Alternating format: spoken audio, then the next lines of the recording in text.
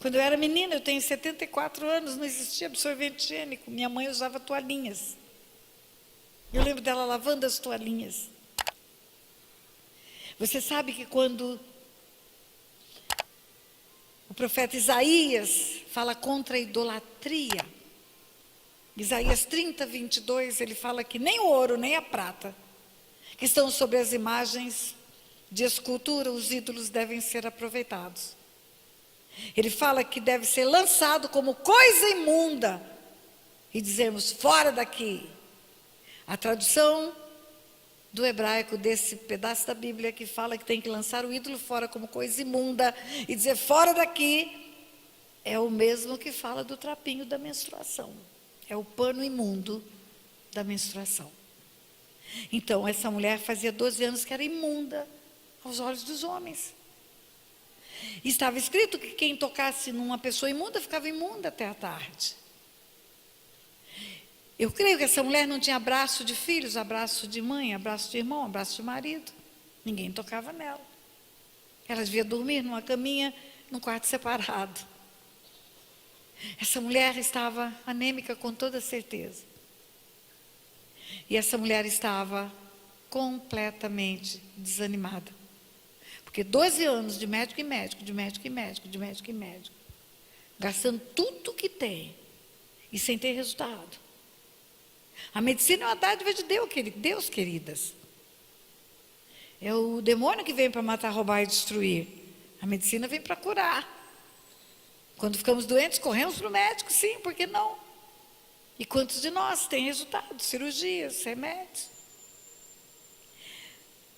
Ela não tinha resultado. 12 anos. Tem algo mais frustrante do que você gastar tudo que tem. E se ela tinha gasto tudo que tinha em 12 anos, ela tinha muitos bens. Porque senão acabaria no primeiro ano. 12 anos, bens para você gastar 12 anos. São muitos bens.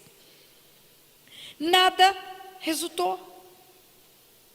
Tendo ouvido a fama de Jesus. A fama, ela não conhecia ele. Ela nunca tinha visto ele curar, ele nunca tinha visto com os olhos, testemunhado. Ela não tinha olhado nele, mas ela ouviu falar dele.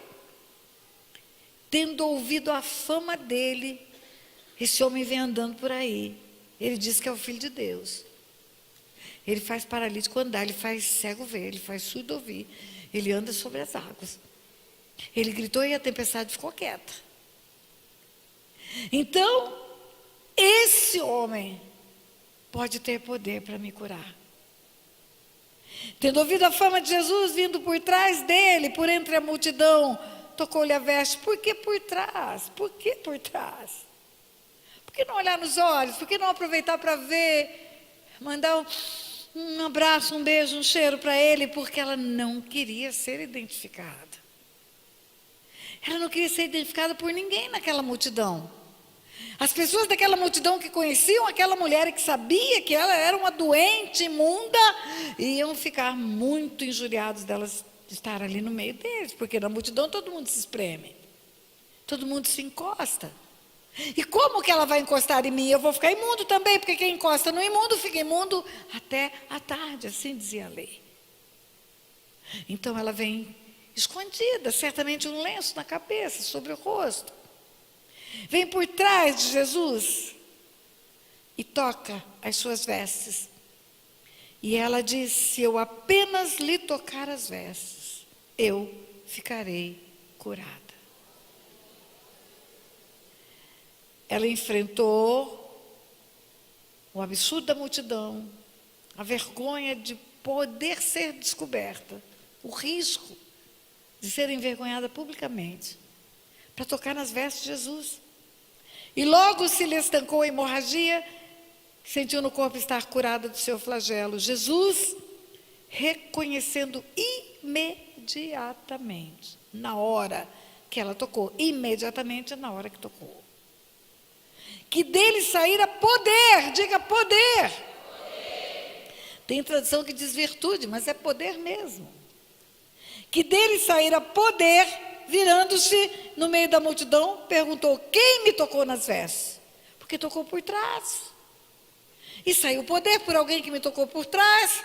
E ele vira e pergunta: quem me tocou nas vestes? Não encostou nele, não encostou. Se você tocar na orla dessa capa aqui, eu não vou sentir nada.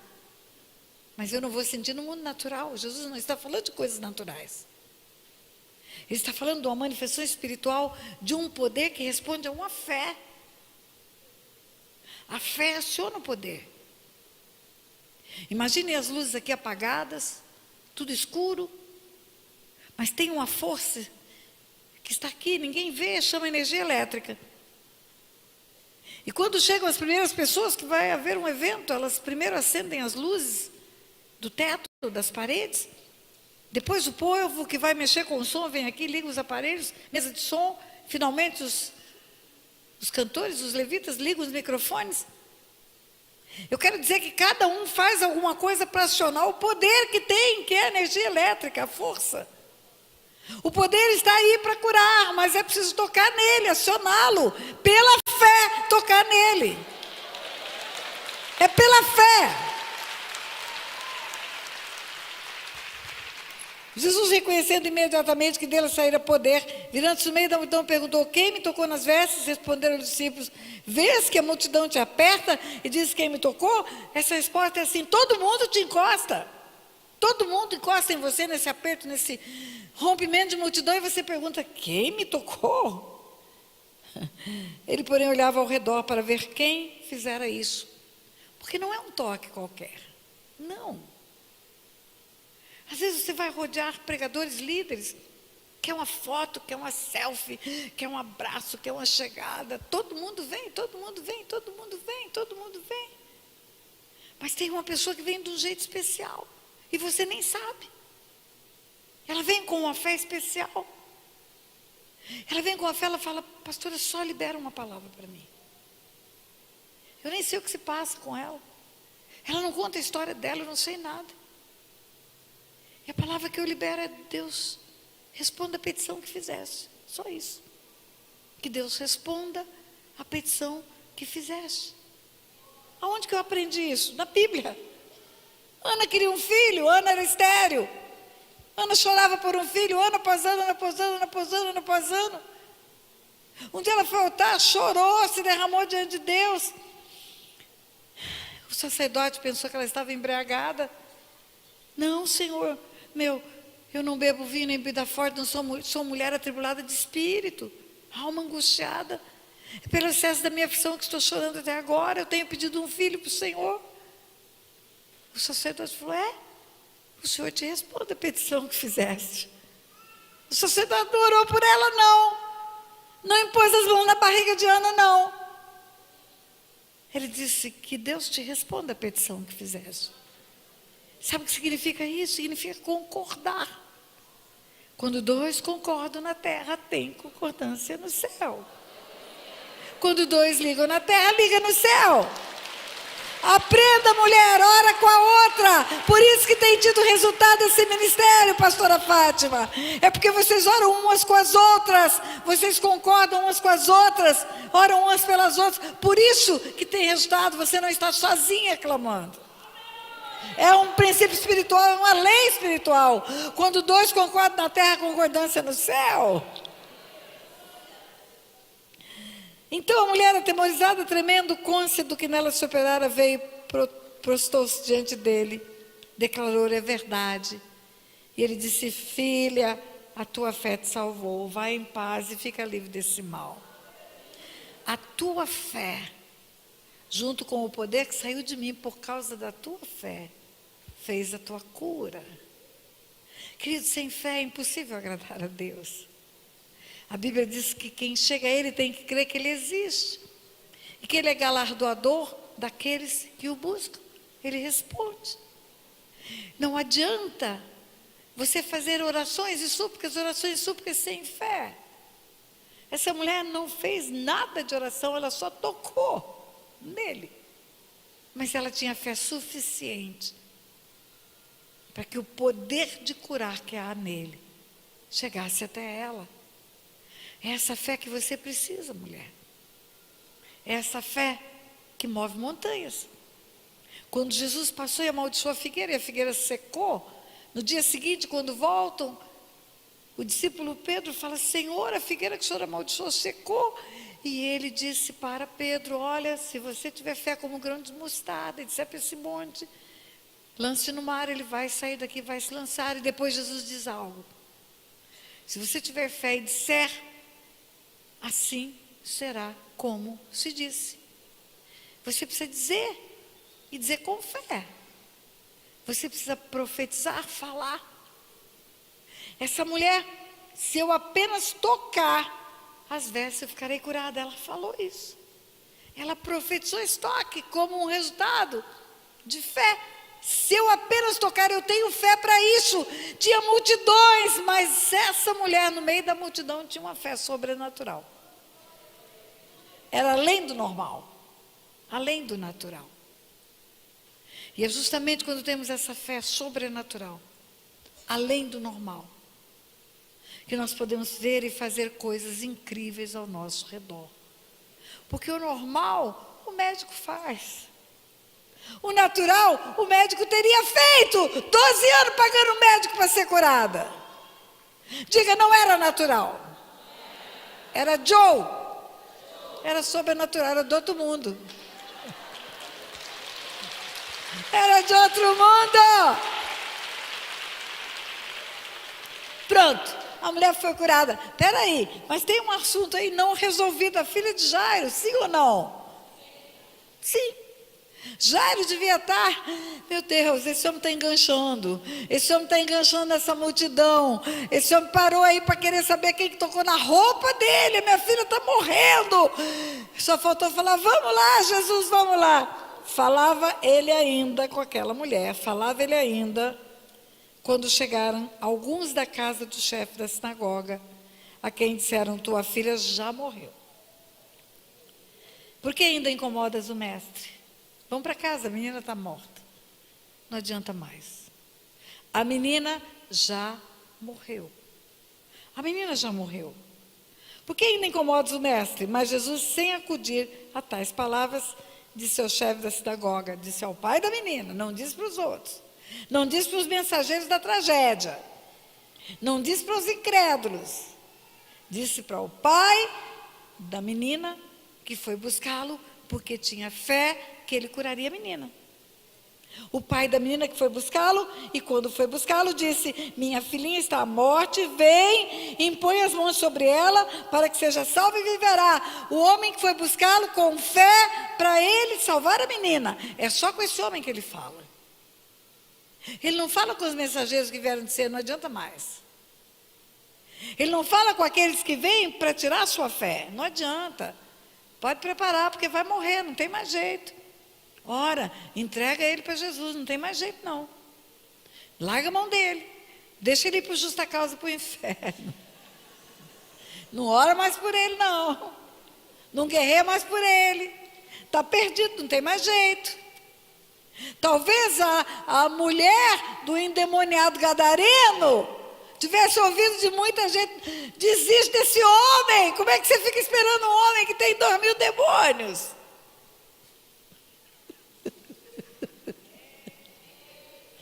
Um homem com um demônio já é bagunceiro, cachaceiro, bandido, safado, sem vergonha.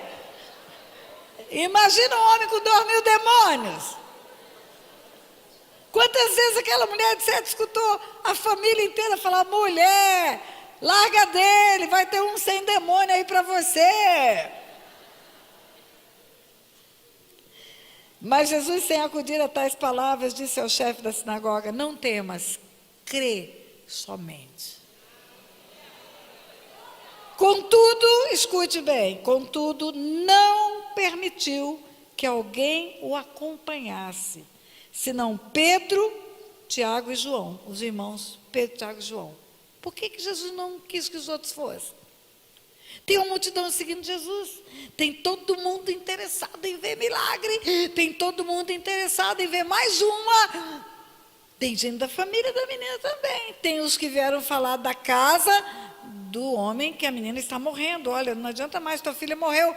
Por que Jesus fala: não vem ninguém? Só esses 3. Porque a incredulidade atrapalha a ocorrência do milagre. Incredulidade é fé no diabo, queridas. A fé é a certeza das coisas que se esperam, é a convicção daquilo que não se vê. Essa é a definição bíblica. A minha definição de fé. A minha fé é crer que Deus é quem Ele diz que é.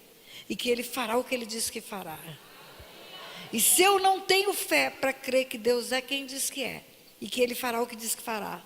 Eu estou dizendo, o diabo vai conseguir desmanchar o que Deus disse que faria. E o diabo tem mais poder do que Deus para desmanchar o que Deus quer fazer na minha vida. Diga para quem está do teu lado, tenha fé em Deus. Não dê cartucho para Satanás. Fala, não dê munição para Satanás. Pois é. Jesus foi. Levou só 3. Para não ter tropeço. Chegando à casa do chefe da sinagoga, viu Jesus o alvoroço, os que choravam, os que pranteavam muito. Já morreu, vamos chorar. Ao entrar, lhe disse, por que estás em alvoroço e chorais? A criança não está morta, mas dorme. Riram-se dele. Olha a incredulidade que faz. Olha a incredulidade a que ponto chega. Riram-se dele. Tendo ele, porém, mandado a sair todos, sai todo mundo. Sai tudo que é incrédulo daqui. Incrédulo é igual oração contrária, sabia? Diga, incredulidade é como oração contrária. Porque ela mina a fé daquele que tem fé que vai acontecer. E aí, mandando sair todos, tomou o pai e a mãe da criança. E os que vieram com ele, Pedro, Tiago e João. Pedro, Tiago e João, Jesus tinha muitos discípulos. Tinha 12 apóstolos. E tinha 3 mais chegados. Pedro, Tiago e João. Jesus queria que eles testemunhassem mais. Que o nível de fé deles fosse mais elevado. Porque havia um propósito. Jesus precisava, mesmo sendo Deus. Ele precisava porque estava na terra. Que a lei da concordância, quando 2 ou mais concordam na terra, as coisas acontecem do céu na terra. E ele precisava alimentar a fé daqueles homens para serem sempre aqueles que estariam com ele no momento mais sobrenatural. Estavam com ele no monte da transfiguração. E ele estava preparando João para ter a revelação do Apocalipse na ilha de Patmos. O mais sobrenatural da Bíblia foi revelado a João na ilha de Patmos. Deus queria que esses homens fossem capacitados para chegar no ponto que Jesus queria que chegasse. Pai e mãe tinham fé para curar. Pai e mãe tinham o coração desejosos do milagre. Pai e mãe queriam levantar a menina da cama, não queriam sepultar a menina. Os outros queriam sepultar a menina, já estavam chorando para sepultar a menina. Tomando-a pela mão, disse, Talita cumi, que quer dizer, menina, eu te mando, levanta-te, levanta-te, levanta-te, levanta-te. Imediatamente, pode aplaudir.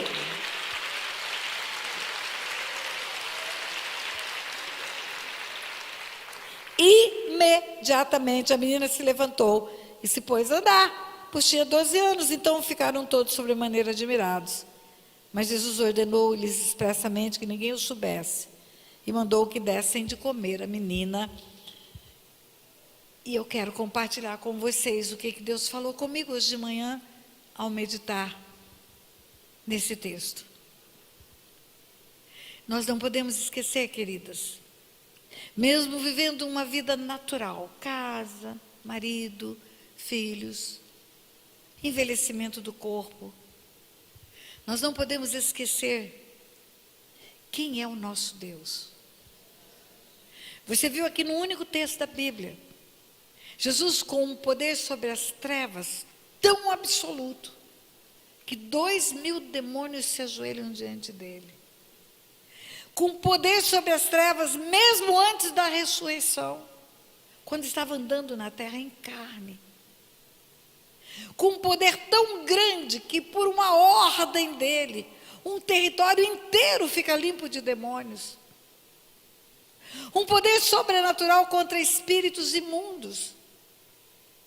A palavra de Deus diz que quando veio o Espírito Santo sobre ele no Jordão, deu poder para expulsar demônios. Deu a ele poder para libertar cativos e oprimidos. E ele faz isso em Gadara. Logo em seguida, ele encontra com uma mulher enferma, enfermidade incurável, doença da carne. Aquele homem, nos sepulcros, ele tinha uma doença no espírito.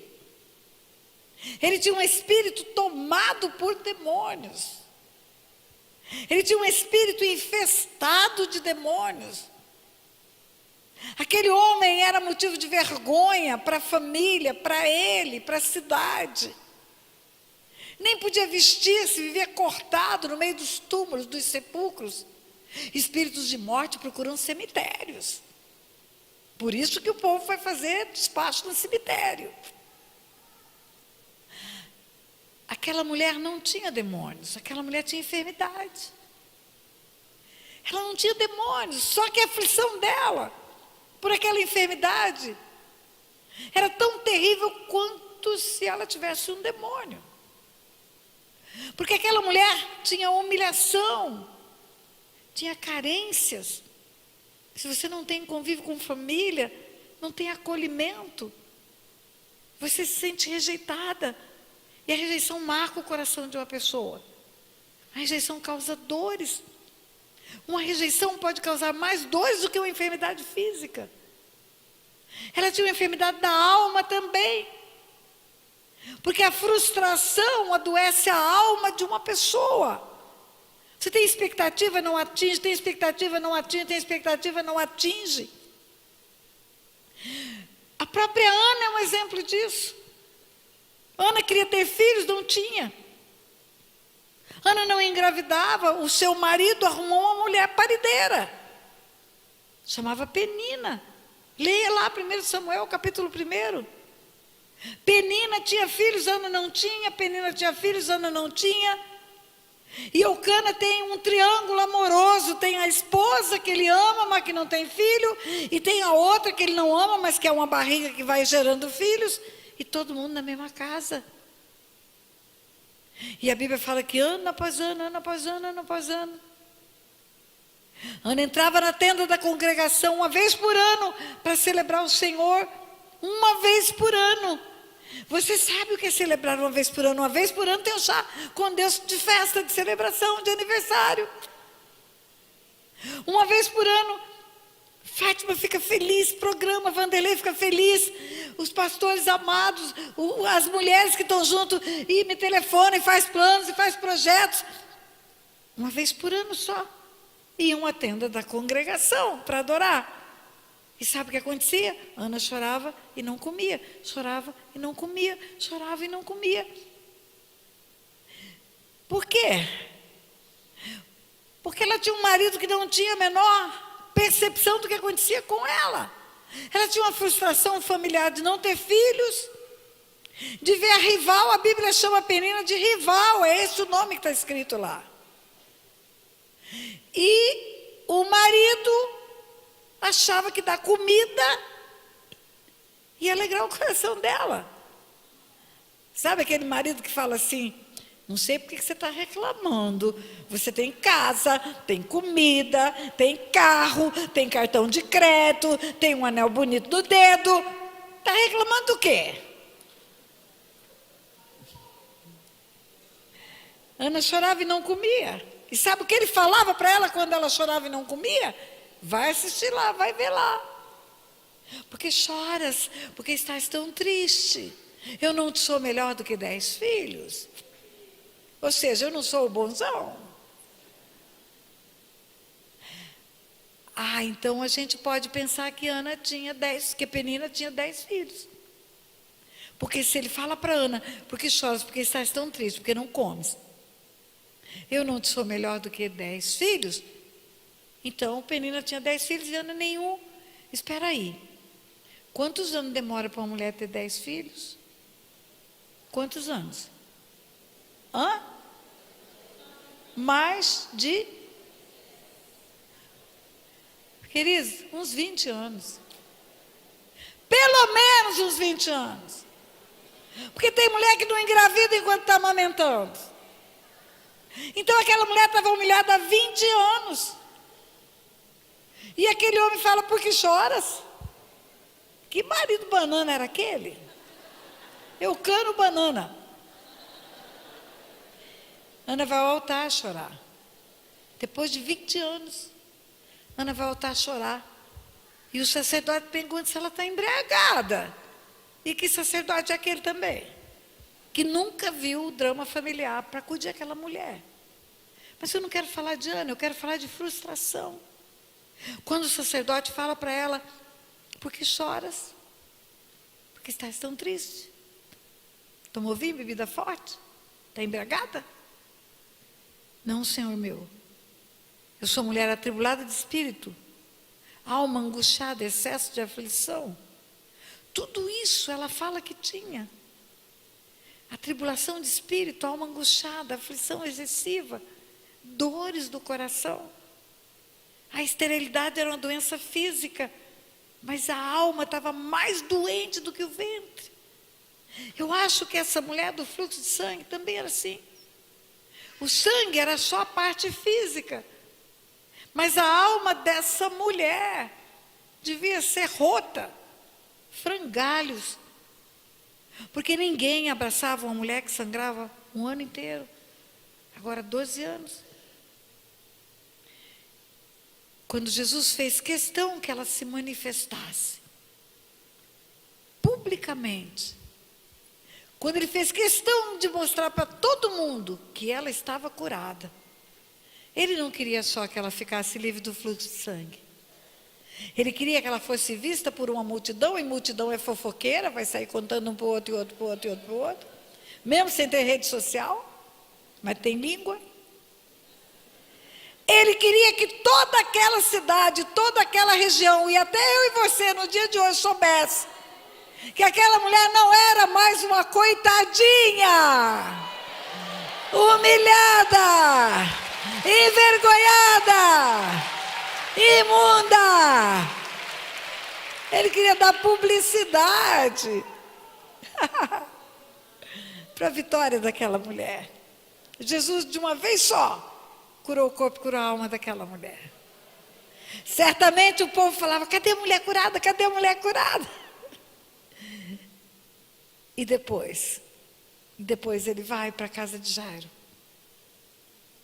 Ele mostra o poder dele sobre a morte. A filha de Jairo tinha acabado de morrer. Certamente alguns minutos só. Ou talvez horas. Porque Jairo foi atrás. Ele falou, vamos. Interrompeu a caminhada para poder cuidar daquela mulher. E depois, quando ele foi, já devia ter passado pelo menos uma hora. Aquela menina estava morta há poucas horas.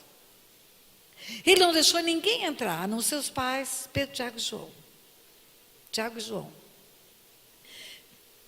Talvez, para que aquelas pessoas não começassem a dizer, é mentira, ela não estava morta, ela estava dormindo, porque ele falou, ela dorme. Ela não estava morta.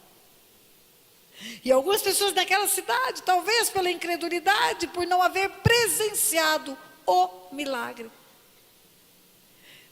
poderiam dizer, era só um coma.